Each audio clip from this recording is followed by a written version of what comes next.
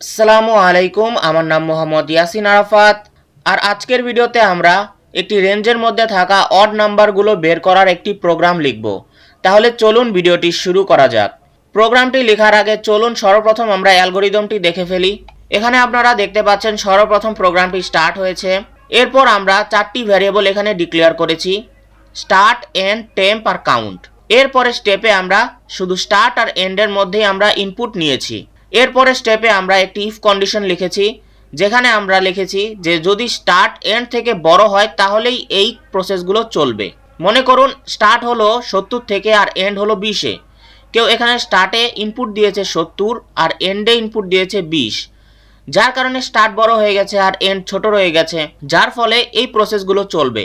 এই প্রসেসগুলো চলার ফলে কি হবে চলুন আমরা এখন দেখে ফেলি। এখানে সর্বপ্রথম আমরা স্টার্টকে একটি টেম্পোরারি ভেরিয়েবল টেম্পের ভেতর রেখে দিয়েছি, যা আগেই আমরা এখানে ডিক্লেয়ার করে দিয়েছিলাম। এরপর আমরা এন্ডকে নিয়ে আসবো স্টার্টের ভেতর, এরপর আমরা টেম্পকে নিয়ে আসবো এন্ডের ভেতর। তাহলে জিনিসটি হবে কি, মনে করুন এই স্টার্টের ভেতর 70 রয়েছে আর এই এন্ডের ভেতর রয়েছে 20।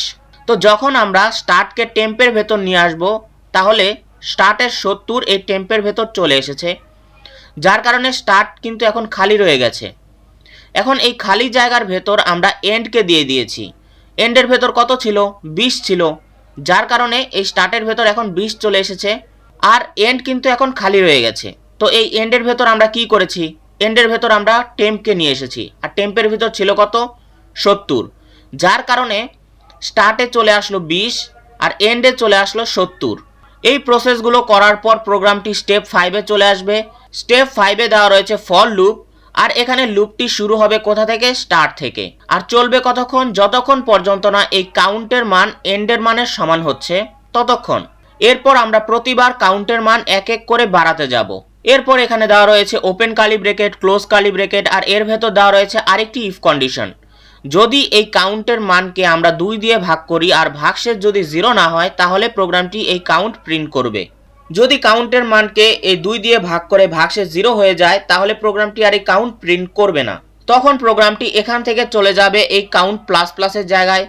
এখানে কাউন্টের সাথে আরও 1 যোগ করে এই কন্ডিশন চেক করাবে। যদি এখান থেকে 1 যোগ করার পর এই কন্ডিশনটি ট্রু হয়, তাহলে প্রোগ্রামটি আবারও এই ইফ কন্ডিশনের জায়গায় চলে আসবে। মনে করুন কাউন্টকে 2 দিয়ে ভাগশেষ 0 হয়নি, যার ফলে প্রোগ্রামটি এই কাউন্ট প্রিন্ট করবে। এরপর প্রোগ্রামটি আবারও চলে যাবে এই কাউন্ট প্লাস প্লাসের জায়গায়। এই কাউন্ট প্লাস প্লাসের জায়গায় প্রোগ্রামটি 1 যোগ করে আবারও চলে আসবে এই কন্ডিশনটি চেক করাতে। যদি এই কন্ডিশনটি ফলস হয়ে যায়, তাহলে প্রোগ্রামটি এই স্টেপ 5 থেকে সরাসরি এই স্টেপ 6-এ চলে আসবে আর এখানে প্রোগ্রামটি স্টপ হয়ে যাবে। এখন চলুন আপনাদেরকে ফ্লোচার্টটি দেখিয়ে দিচ্ছি, তাহলে আপনারা আরও ভালোভাবে প্রোগ্রামটি বুঝতে পারবেন। এখানে আমরা সর্বপ্রথম প্রোগ্রামটি স্টার্ট করেছি। এরপর আমরা 4টি ভ্যারিয়েবল ডিক্লেয়ার করেছি, স্টার্ট, এন্ড, টেম্প আর কাউন্ট। এরপর আমরা শুধু স্টার্ট আর এন্ডের ভেতরেই 2টি ইনপুট নিয়েছি। এরপর আমরা একটি কন্ডিশন চেক করিয়েছি যে যদি স্টার্ট এন্ড থেকে বড় হয় তাহলে এই প্রসেসগুলো চলবে, আর যদি স্টার্ট এন্ড থেকে বড় না হয় তাহলে সরাসরি প্রোগ্রামটি এই ফর লুপে চলে আসবে। তো যদি এই স্টার্টটি বড় হয় আর এন্ড ছোট হয়, তাহলে প্রোগ্রামটি এই প্রসেসগুলো করার পর এই ফর লুপের জায়গায় চলে আসবে। যখন প্রোগ্রামটি এই ফর লুপের জায়গায় আসবে, তখন প্রোগ্রামটি এই কন্ডিশনটি চেক করবে যে এই কন্ডিশনটি ট্রু না ফলস। যদি এই কন্ডিশনটি ট্রু হয়, তাহলে প্রোগ্রামটি নিচে আসবে, নিচের এই ইফ কন্ডিশনটি চেক করাবে। যদি এটিও ট্রু হয়, তাহলে প্রোগ্রামটি কাউন্ট প্রিন্ট করে দিবে। আর কাউন্ট প্রিন্ট করার পর প্রোগ্রামটি আবারও সরাসরি চলে যাবে হচ্ছে ফরের কাছে। তো ফরের কাছে চলে গিয়ে 1 যোগ করিয়ে আবার এখানে আবার কন্ডিশন চেক করবে। যদি এই কন্ডিশনটি ট্রু হয়, তাহলে প্রোগ্রামটি আবারও এখানে আসবে। মনে করুন এই ইফ কন্ডিশনটি ফলস হয়ে গেল। যদি এই ইফ কন্ডিশনটি ফলস হয়, তাহলে প্রোগ্রামটি নিচে না গিয়ে সরাসরি আবারও এই ফর কন্ডিশনের জায়গায় চলে যাবে। যখন প্রোগ্রামটি এই ফর কন্ডিশনের জায়গায় চলে আসলো, তখন প্রোগ্রামটি এখানে কন্ডিশনটি চেক করিয়ে যদি দেখে যে এই কন্ডিশনটি এখন ফলস হয়েছে, তাহলে প্রোগ্রামটি এখানে সরাসরি বন্ধ হয়ে যাবে। এখন চলুন আপনাদেরকে প্রোগ্রামটি করে দেখাই। প্রোগ্রামটি শুরু করার আগে চলুন আমরা সি প্রোগ্রামের যেই বেসিক স্ট্রাকচারটি রয়েছে সেটি আমরা এখানে লিখে ফেলি।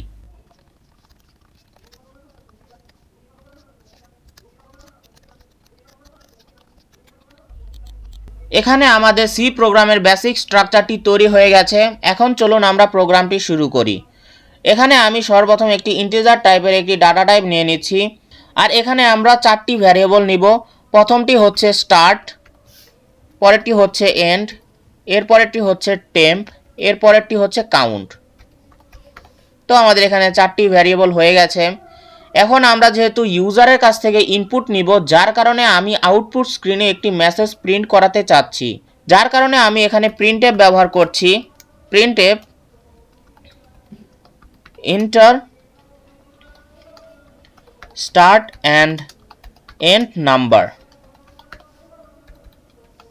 তো আমাদের এখানে মেসেজটি প্রিন্ট করা হয়ে গেছে। এখন আমরা ইনপুট নিব। ইনপুটের জন্য আমরা স্ক্যানএফ ব্যবহার করে থাকি। %d বাইরে কমা $স্টার্ট, আবার $end। আমরা স্টার্ট আর এন্ডের মধ্যে ইনপুট নিব। এখন আমরা একটি ইফ কন্ডিশন লিখছি। কন্ডিশনটি হচ্ছে যদি স্টার্ট এন্ড থেকে বড় হয় তাহলেই প্রোগ্রামটি এই বডির ভেতর প্রবেশ করবে। আর বডির ভেতর থাকবে কি, temp is equal to start, এরপর হচ্ছে start is equal to end, এরপর হচ্ছে end is equal to temp. তো আমাদের এখানে বডির কাজগুলো শেষ। এরপর আমরা ক্লোজ কার্লি ব্র্যাকেটের বাইরে একটি প্রিন্টএফ দিচ্ছি। Printf double quote odd numbers between %d and %d, comma হচ্ছে স্টার্ট, কমা হচ্ছে এন্ড। তো আমরা এখানে একটি ফর লুপ চালাবো। ফর লুপটি শুরু হবে হচ্ছে স্টার্ট থেকে।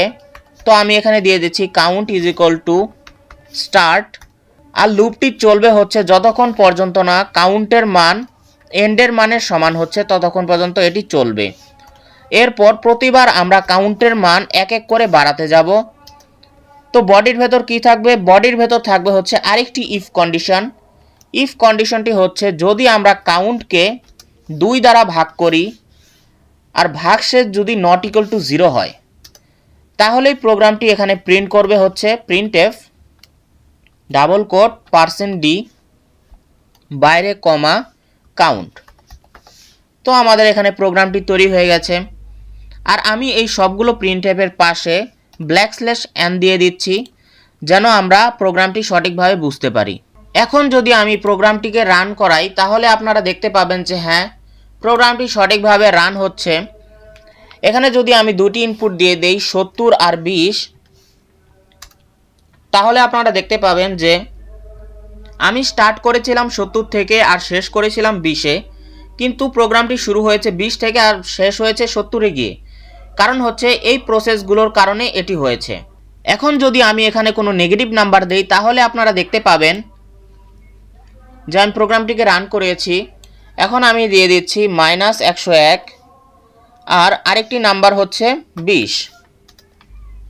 তো আপনারা দেখতে পাচ্ছেন যে এখানে নেগেটিভ নাম্বার থেকে শুরু হয়েছে আর পজিটিভ নাম্বারে গিয়ে শেষ হয়েছে। কারণ হচ্ছে নেগেটিভ নাম্বারটি হচ্ছে সবথেকে ছোট আর পজিটিভ নাম্বারটি হচ্ছে বড়। তো এখানে এটি চেঞ্জ হয়ে গেছে। তো আশা করছি আপনারা প্রোগ্রামটি বুঝতে পেরেছেন।